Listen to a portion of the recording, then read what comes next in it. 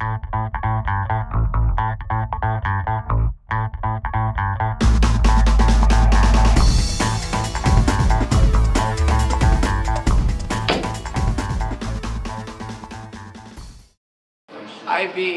means international something, but it's like AP, but more based on creative thinking, IB. Is that correct? Oh, one sec. It stands for, I forgot. Well, I know that they do a lot of learning and a lot of studying and exploring a lot of, materials that I think other kids don't normally always study, and I think they kind of stretch their minds kind of outside the box. What do you think IB is? I think IB is a great program, International Vernacular. It's a program to strive and learn. That's cool. What's your name? Ryan. What do you think IB is? Well, no, they're all about to get in trouble because they have this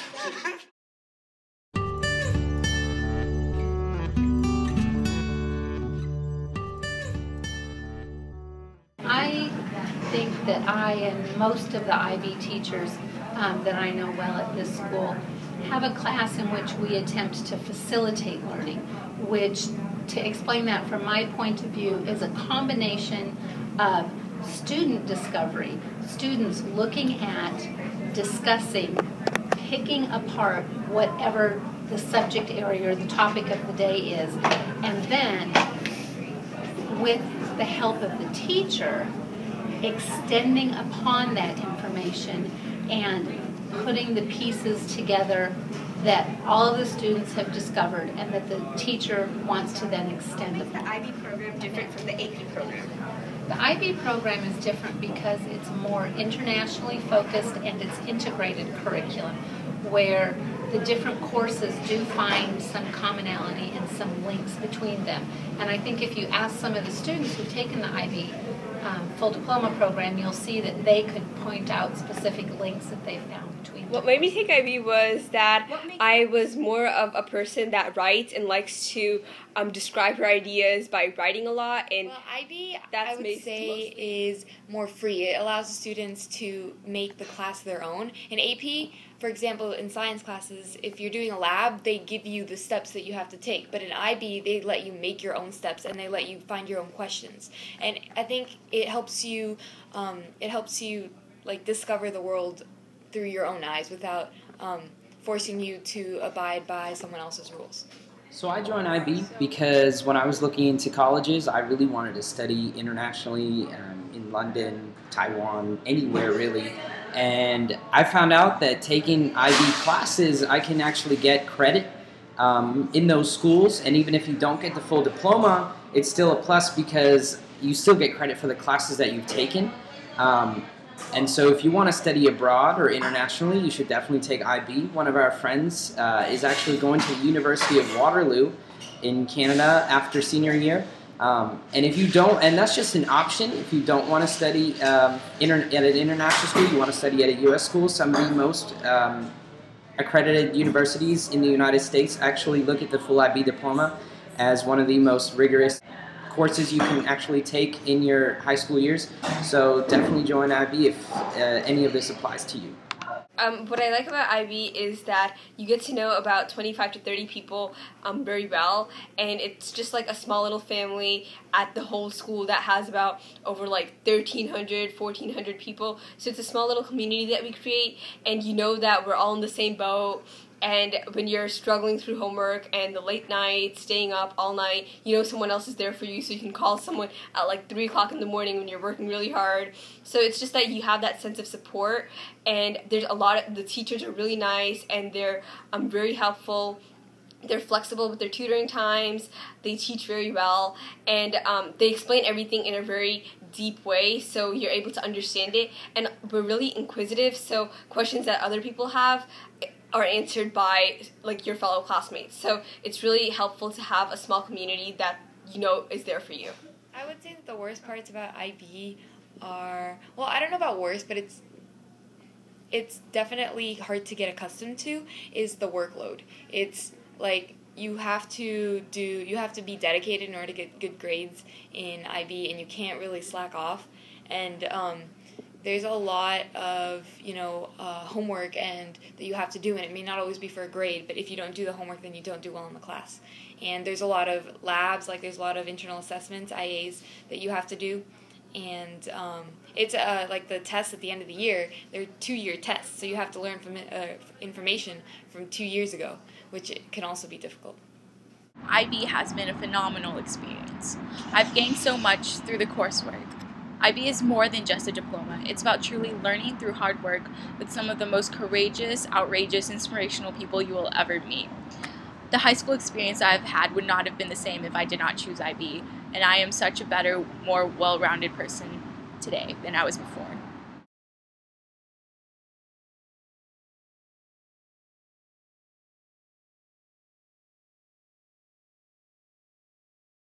I chose not to do the IB diploma because I wanted to take a different route in high school, and I chose clinicals instead, and it just would have been harder doing both full IB diploma and clinicals. But I still took IB classes because I know like AP Bio is a 1-year course and then IB Bio is a 2-year course, and I thought it'd be better if I took things like slower than faster. And I feel like there's an advantage to that.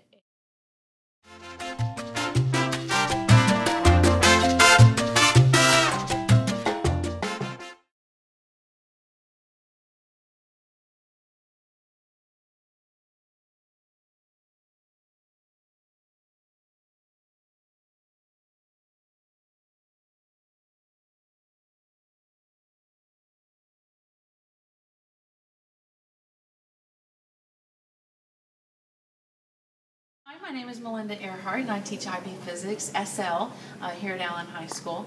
A little bit about the internal assessments is part of the IB program, and it makes up 24% of your final IB score.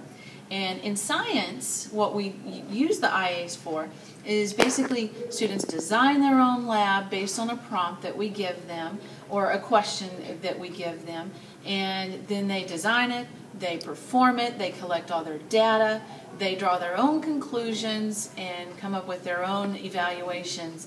Everything's done on their own. Teachers are very limited at what we can tell you, and so a lot of times students will come up with a question, I'll be like, I can't answer that. Or I'll say, think about this, to kind of make them go a step further.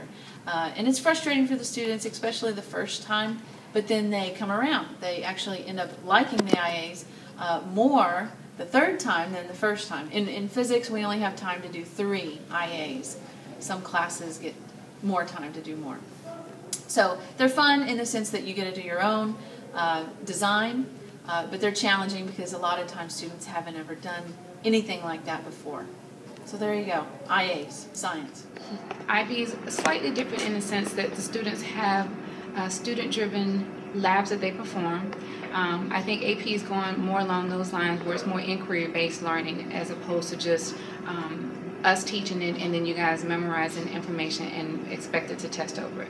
So in that sense, IB is truly inquiry-based. The labs are designed where students actually get to perform experiments on things that they're truly interested in. And so that's one of the unique qualities about teaching IB.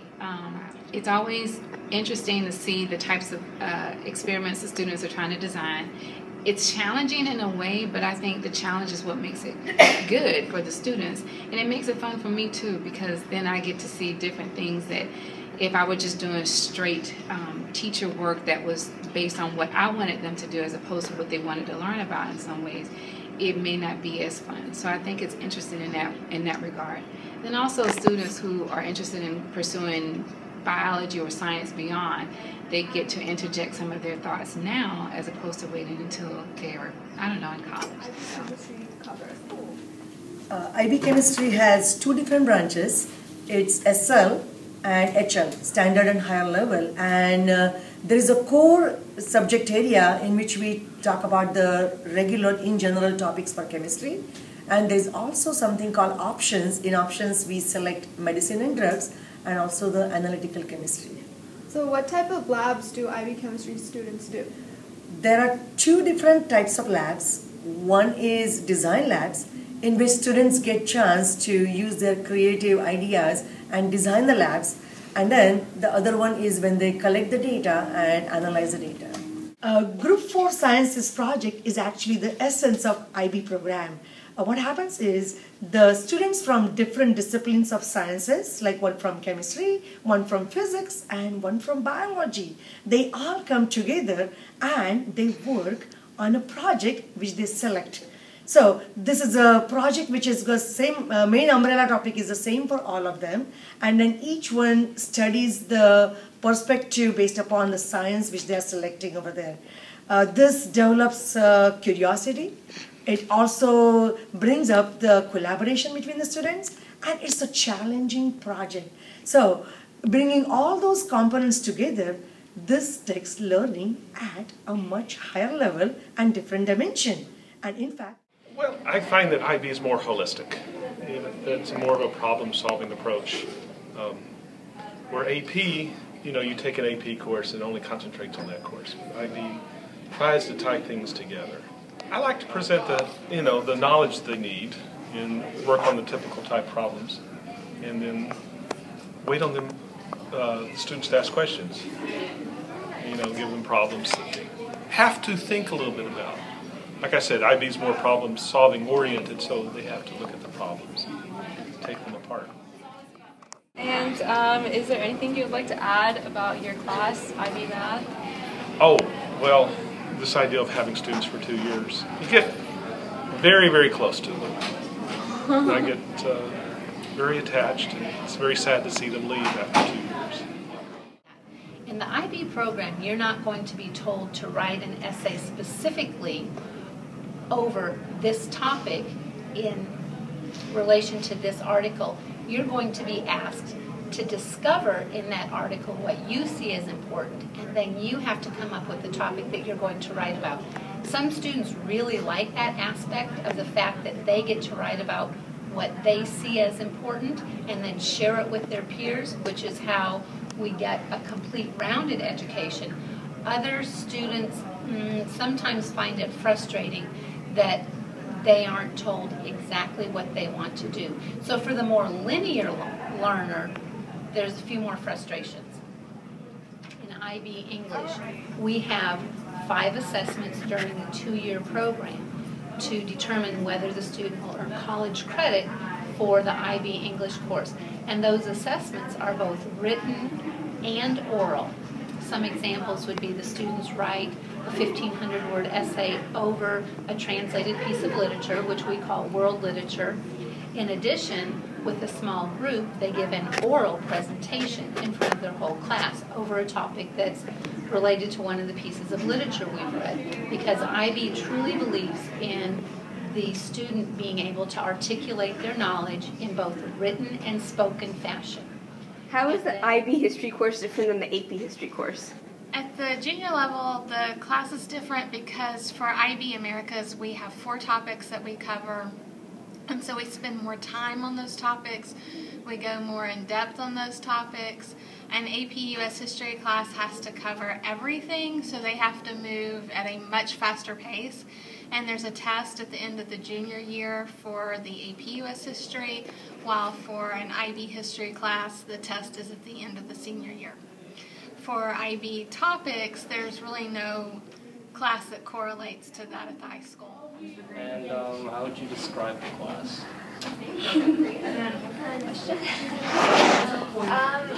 It's a very interactive class where the student has to speak afterwards, because one of the goal of IB is to have our student to be able to express themselves in language. So we have grammar more in French 4, but we have a lot of presentation where the student has to present in French, and there is also listening part, and what else? And a big part of the class is to be able to express yourself in writing. So we have also a lot of writing. The typical day in IB Spanish, we do lots of interactive activities. We are talking to each other. We're doing things like mock debates or presentations. Sometimes we're watching a video and discussing that. Or we might even just be practicing writing, getting in groups. It's very interactive. What IB does is they go into depth on the levels of analysis, such as biological, cognitive. We go into sociocultural. We also take different options that we can cover too. One thing that separates it from AP is that these students actually run their own experiment. They replicate an experiment that has already been done and do the write-up for that, go into a classroom and run that. And I didn't have the chance to do that until college, so I think that's a very good opportunity. Research-based class. It's not a class where you'll come into my room and I'll tell you exactly what to do. Based on your research, there's two components to the class. There is a investigation workbook where you keep a very, very detailed sketchbook, and then there's another component of studio work. And those components together fuel one another. So IB differs in that respect, that you get to kind of, through your research, fuel what you're doing for your studio works. So I would say that in itself is the number one difference. AP, some may say that AP is a little bit more prescribed than IB. IB, it takes a student who has a lot of self-motivation, somebody that kind of has an idea of where they want to go and how they're going to get there, and they don't mind doing the research to figure out that path. I think that it's great for all musicians to know the music and where it came from. So that's what's interesting about the class, is that you see where all the music that we perform here at Allen High School, where it comes from. I think that gives you a better basis as a musician. And I'm excited that we used to do theory and music, IB music together, but now we're going to have two separate classes, so that we'll have an AP theory class which will really get intense into the composition aspect of it. So it'll be like college, where you take theory and you take music history as well, and I think that's going to be great for the overall value for all of our student musicians.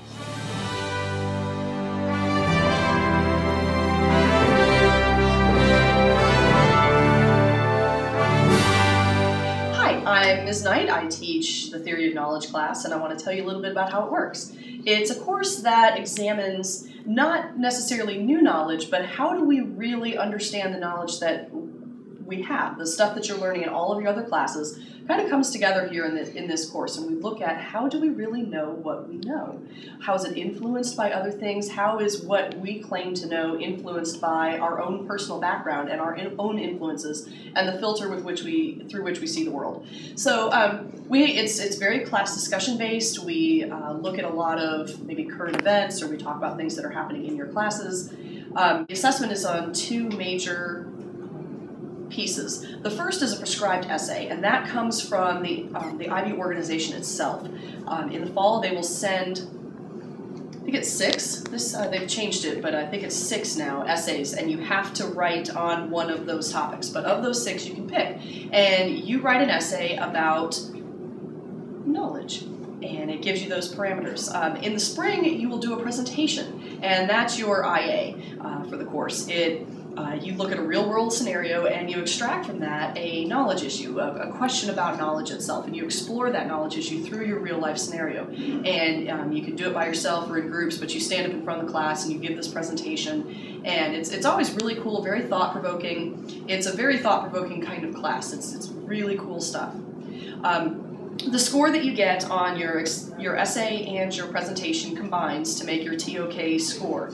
That combines with your extended essay, and depending on how you do, there's a little matrix that you can look up, but the number of points that you get above and beyond your exam points has to do with how well you do on the extended essay and TOK.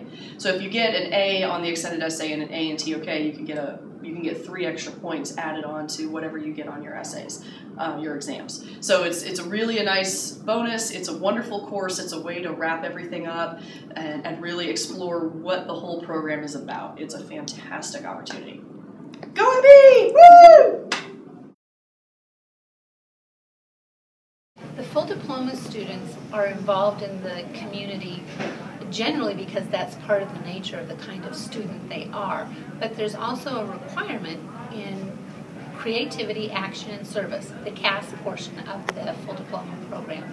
It's 150 hours of community service or some type of activity within the community, whether it be volunteering or tutoring other students or taking yoga lessons or guitar lessons, something that will help them grow beyond being just academically focused on books. One of the things that's part of that CAS program is Allen High School's annual Love Week, and that is sponsored by the full diploma candidates in the IB program. And once a year we select a community member who has had a hardship of some kind and do fundraising activities in order to raise funds to support that family. The extended essay is a 4,000-word research dissertation that the student writes over a topic of his or her own choosing within the parameter of 18 different subject areas offered by the International Baccalaureate Program. We have the good fortune that our administration here really supports the IB program and specifically that need for a student to have some guidance in regard to developing an essay of such scope. And so each summer, the school district sponsors a writing conference in which the students have access to some of their instructors and the school library, and the students come together for a few hours a day during several weeks in the summer where they can have assistance in not only organizing their essays but making certain that their ideas are developed on the right track and that their finished product has been properly edited. And then our students will complete that extended essay in the summer between their junior and senior years so that it doesn't become a burden to them during the school year and it's not a stress. When they go to college, generally you'll hear students who had been in the full diploma program come back and say that they felt very prepared for college, that their time management skills had already been developed in high school in contrast to their peers that they see struggling in regard to managing college course loads. In addition to the academics that the students gain, I think another one of the really strong points of being a full diploma candidate is that the students find a group of like-minded, academically motivated students who they end up spending a lot of time with in multiple classes and outside of class. They tutor each other, they mentor each other. Those who have strengths in math and science are always helping those who find that more challenging. And yet those are the same students with strengths in the arts and in languages that are helping their peers who are stronger in math and science. And so the IB family, the group that these students form and bond with over 2 years, I think any one of them would tell you, has been a huge and beneficial part of not only the IB program, but their high school career.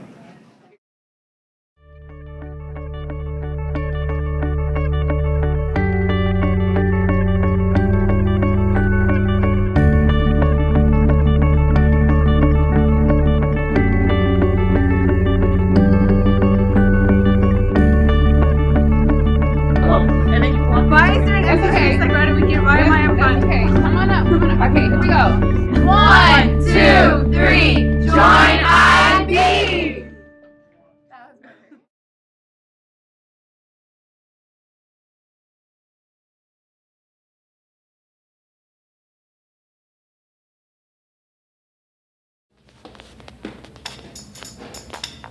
Now this is a story all about how my life got flipped, turned upside down, and I'd like to take a minute to explain your fate. I'll tell you all about becoming a full IB candidate.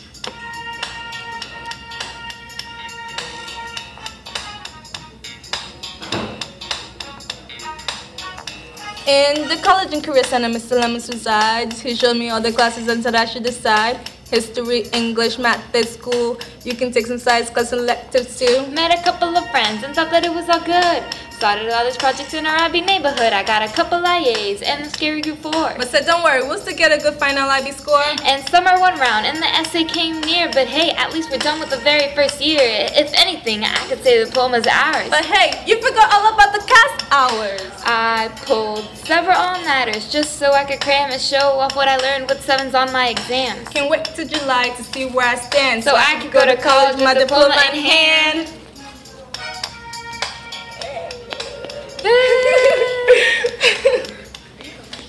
I wanted